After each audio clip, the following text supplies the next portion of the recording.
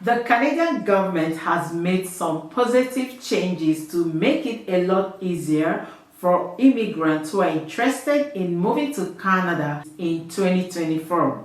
In this video, we are going to be talking about this pathway that allows you to immigrate to Canada with your family directly as a permanent resident. This is a program that has been ongoing for a while, but recently the government decided to make some changes. We are going to give you an overview of this program, why the government decided to create this pathway, and also we are going to be sharing the communities that are participating. We will also highlight some changes that have been implemented by the Canadian government recently, which is going to favor a lot of immigrants who are interested in moving to one of the communities in Manitoba. We will also focus on one of the communities that is participating. We will take you through the eligibility criteria, how they are running this program, and also we are going to show you from their website how you can participate if you're interested in moving to one of the communities in Manitoba. We will also share some template that the community has provided for those who are interested in moving to Manitoba in 2024. If you have a high school certificate or a university degree, right, you are eligible to apply. And if you're watching me for the first time, you are welcome. My name is Ammy. I and my husband talk about immigration globally. Kindly subscribe if you're interested in immigration and if you want to be part of our community. Don't forget to give this video a like, share it with your friends and your loved ones, and keep watching. Hello guys, you're welcome to Immigrate with Ammy. Today we want to talk about a pathway that allows you to immigrate directly to Canada as a permanent resident. This is a program that has actually been on for a while, but recently the government has made some positive changes in the program, and I'll start by actually giving you an overview about this program.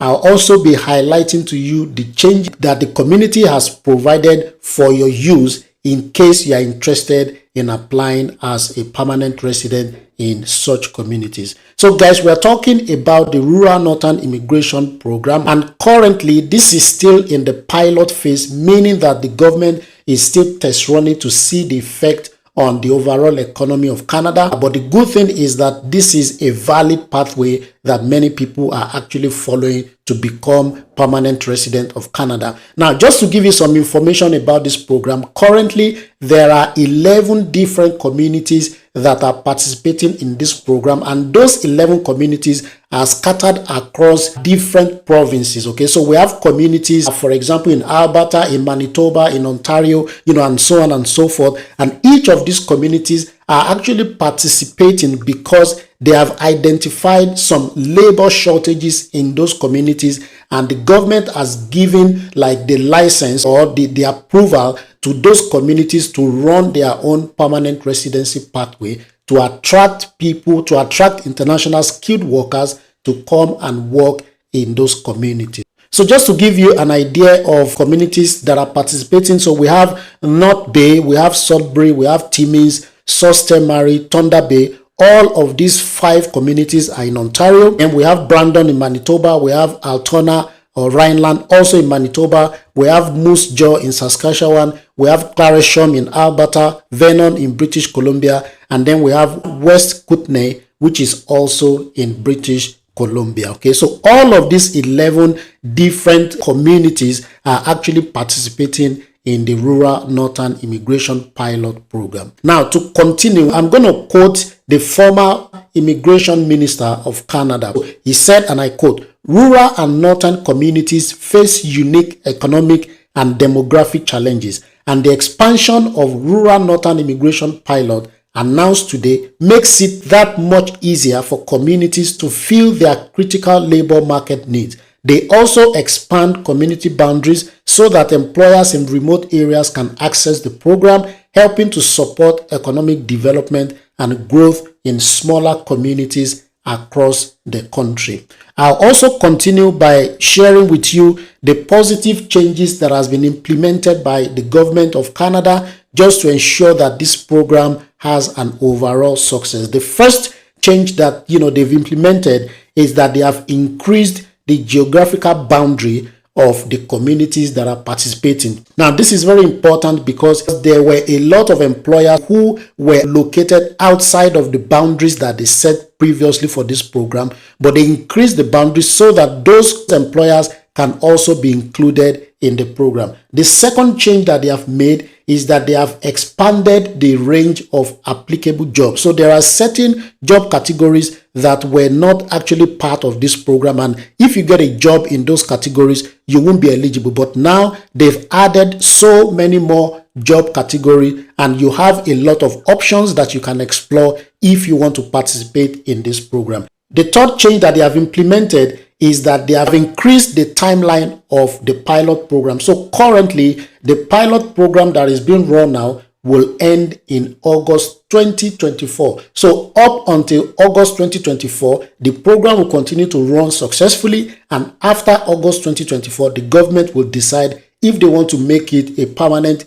immigration pathway or if they're going to end it. So at least until August 2024, you have more time to apply for this program. Again, another change that they have implemented is that they are providing greater support to candidates through partners. So each of the communities is now working with third-party partners to support applicants in immigrating successfully to their communities. And the final change, which I think is the best, is that they have also reduced the amount of settlement funds that you would need as an international applicant. So they have reduced the amount of money that you would need to provide as proof of fund if you want to immigrate under the Rural Northern Immigration Pilot Program. So as I said earlier on in the video, each of the communities have their own guidelines and processes. So we'll be focusing today on one of those communities, which is Brandon, that is located in Manitoba. Brandon, by the way, is the second largest city in Manitoba. And the reason why I think this is important for you to consider this community is the fact that, as you know, Manitoba as a whole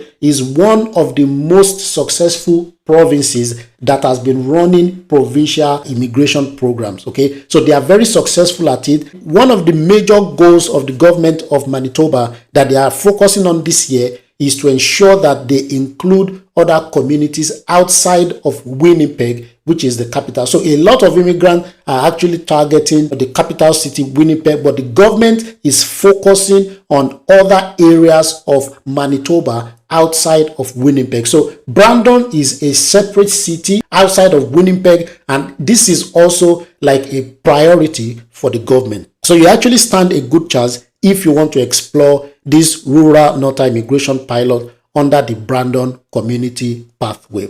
Okay, let's take a look at the applicant process. So the first thing that you should know is that, number one, for you to before you apply for this, you need to ensure that you meet the eligibility criteria. They have certain criteria. We're going to take a look at those criteria on this website as well. You will also see the application process from start to finish, and then I will also show you some very important information and templates that you're supposed to use. And at the end of the video, I'll be showing you exactly how you can start the journey. Okay, I'll be showing you how to create an applicant profile, which is actually the first step that you would need to do. So I'll be showing you that at the end of the video. The first criteria is that you need to meet the Rural Northern Immigration Pilot federal criteria. Okay, and then secondly, as an applicant, you would need to create a confidential online candidate profile, and I'll show you at the end of the video how you can do that. Okay, so for you to meet all of these criteria, you need to answer some questions. The first thing is that you must have a resume or a CV, which must be in English, and it must include your work experience. Again, you will also need to identify your occupation code. Canada deals with NOC, what they call NOC code. Okay, so you need to identify that also on your CV. Please note that your resume must be uploaded first in order to be able to add additional document to your candidate profile. They have also provided a resume template that you should use, okay? So I'll be showing you that template later on. The second thing you would need is a cover letter. Even though this is not mandatory, they are stating here that is recommended. If a community tells you something is not mandatory but recommended, I think you should also make it a priority for your own application. Again, you would need letters of work experience reference for the past 3 years of employment. So they only need to be sure that you have been working for the past 3 years. Any experience that you gained beyond 3 years ago is really not relevant for this pathway. Again, you would need your language test result from an IRCC recognized organization, and that is for the purpose of immigration and less than 2 years old. So if you're an English speaker, you need to write the IELTS. For example, if you are a French speaker, they have the French language proficiency test that you can also write, that is recognized by Canada Immigration, and your test result must be less than 2 years old. If you want to ace your IELTS test, okay, in one sitting, you can reach out to us. We have a partner who could actually provide a one-on-one support for that. Okay, now the next thing is that you would need to do what they call a credential assessment if you did not study in Canada. If you hold a foreign educational credential, you would need to evaluate it by one of the approved bodies in Canada, like the WES. The next thing is that if you currently live in Canada, so you will need to also show them your valid status in Canada. But if you don't live in Canada, this is not a requirement for you. If you receive an eligible job offer, then additional document will be requested at the time of your application related to the job offer. So let's talk about the resume, for example. Before I share the template with you, there are some information that has to be included in your resume. Your full name, your contact information, that is your phone number and your email address, your full education history, your full work history, including a description of the duties and the correct experience NOC code. As I said earlier on, it's important that you identify your NOC code, especially if it's a job that is in demand in the province of Manitoba. You will need to also highlight your skills and personal interest. Even though this is optional, of course, you need to do this on your resume, okay? And then you need to provide 3 references, okay? And they prefer them to be professional work-related references, okay? So you will need to include their name, their position, their phone number, including country code, and their email address. In terms of the options to find employment, of course, there are a lot of options that you can explore to find employment in Brandon. We have the Canada Job Bank, for example. We have dedicated portals where they usually publish jobs in the province of Manitoba. And then for this Rural North Immigration Pilot Program in Brandon, they also have their own dedicated website where employers in those communities publish jobs that you can use for the Rural Northern Immigration Pilot. There are also additional information right here on the applicant process page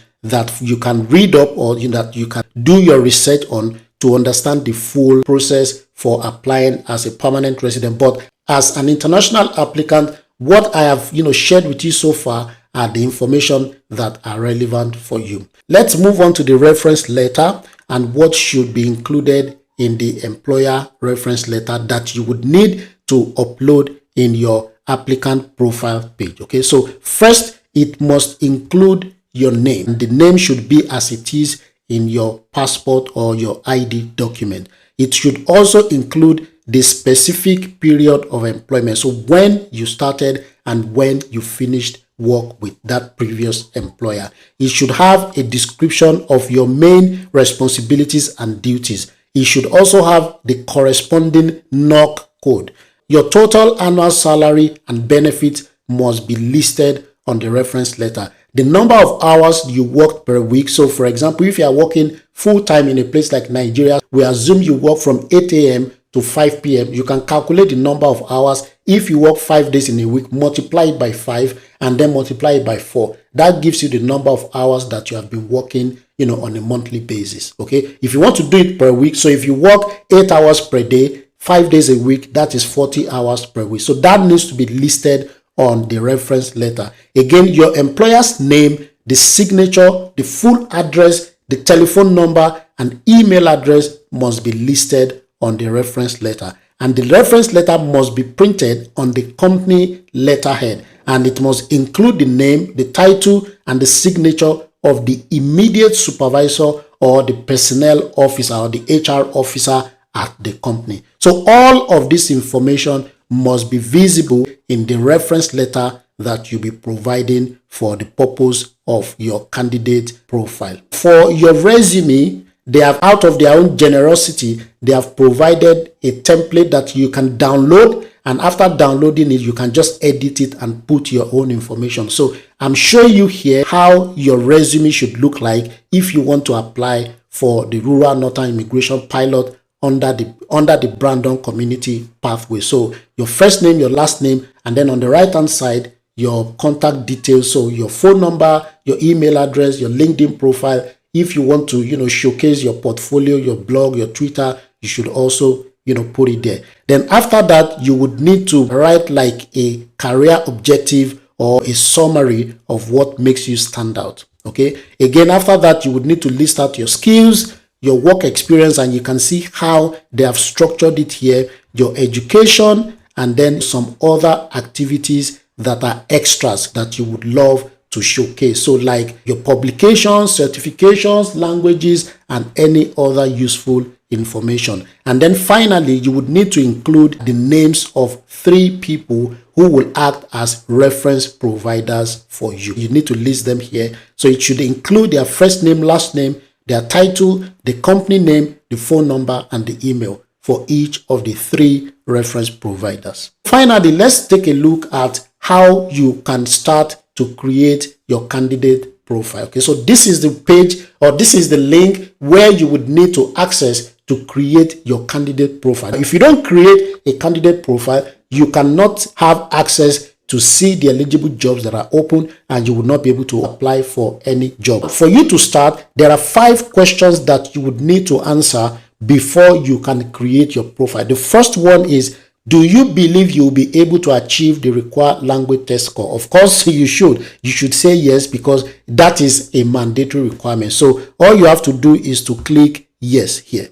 Okay, and then it takes you to the second question, which says, do you believe you'll be able to meet the minimum education requirement? Now, the minimum educational requirement is a high school certificate. Please note that higher levels of education may be required for the job you wish to apply for. Even though the high school certificate is the minimum, there are certain jobs that might require you to have a higher level of education. Of course, you have to also click yes to that. And then it takes you to the third question. Do you have at least 1,560 hours of paid employment in the past 3 years? So just, as I said earlier on, you can calculate the number of hours you've been working for the past 3 years, and then you can say yes or no. Now, of course, if you say no, that automatically disqualifies you. I'm not saying you should lie, but of course, you need at least a total of 1,560 hours within the past 3 years. Now, if you are self-employed, they do not count this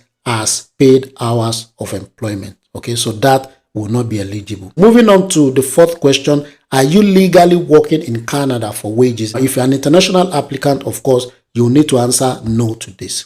Okay, and then the fourth question is, are you able to prove you have readily available settlement funds that meet or exceed the IRCC Rural Northern Immigration Pilot? Now, don't forget that I said earlier on that they have reduced the amount. You can actually click on this link here to find out the settlement fund requirement. Of course, you need to also say yes to that. All right. And that will take you to the fifth question, which I believe is the final one, which is, have you researched the community of Brandon to understand where we are located and the services available in the community? Of course, you should also select yes. So after you have answered all of these questions, it will now take you to the page which you can see here where you can create your candidate profile. So the first step is just to put in your name and the login details. So your first name, your last name, your email address, and the password that you would like to use. After you have entered all of that, you have to come to the end there to click on